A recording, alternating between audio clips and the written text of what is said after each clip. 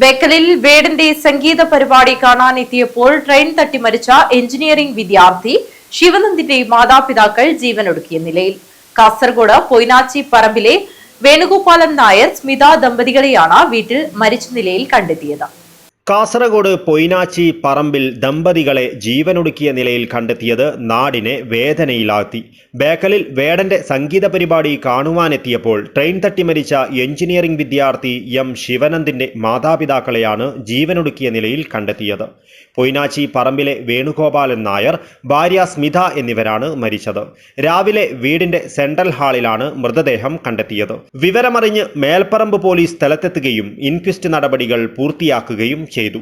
മകന്റെ അപ്രതീക്ഷിത മരണത്തിന് പിന്നാലെയുണ്ടായ കടുത്ത മാനസികാഘാതമാണ് ഇവരെ ഇത്തരമൊരു കടുംകൈയിലേക്ക് നയിച്ചതെന്നാണ് പ്രാഥമിക നിഗമനം. വേണുഗോപാലൻ സ്മിത ദമ്പതികളുടെ ഏകമകനും മംഗളൂരുവിലെ എഞ്ചിനീയറിംഗ് വിദ്യാർത്ഥിയുമായ എം ശിവനന്ദ് ഡിസംബർ 29 രാത്രിയാണ് ട്രെയിൻ തട്ടി മരിച്ചത്. അന്ന് ബേക്കൽ ബീച്ച് ഫെസ്റ്റിന്റെ ഭാഗമായി റാപ്പർ വേടന്റെ സംഗീത പരിപാടി നടത്തിയിരുന്നു. പരിപാടി കാണുവാനായി പള്ളിക്കരയിൽ നിന്നും പാളം മുറിച്ചു കടന്ന് ബീച്ചിലേക്ക് വരവെ ശിവനന്ദിനെ മംഗളൂരു ഭാഗത്തേക്ക് പോകുകയായിരുന്ന ട്രെയിൻ ഇടിക്കുകയായിരുന്നു. രാത്രി 10 മണിയോടെ ഇതുവഴി കടന്നുപോയ മറ്റൊരു ട്രെയിനിന്റെ ലോക്കോ പൈലറ്റാണ് യുവാവിന്റെ മൃതദേഹം കണ്ടത്.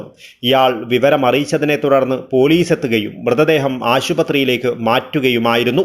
ആയിരങ്ങൾ ഒഴുകിയെത്തിയ വേടന്റെ സംഗീത പരിപാടിയിൽ അന്ന് തിക്കിലും തിരക്കിലും പെട്ട് നിരവധി പേർക്ക് ശാരീരിക അസ്വാസ്ഥ്യമുണ്ടാകുകയും ചെയ്തിരുന്നു. മകന്റെ മരണത്തിന് പിന്നാലെ വേണുഗോപാലൻ സ്മിത ദമ്പതികൾ വലിയ മാനസിക പ്രയാസത്തിലായിരുന്നുവെന്നാണ് പരിസരവാസികൾ നൽകുന്ന വിവരം.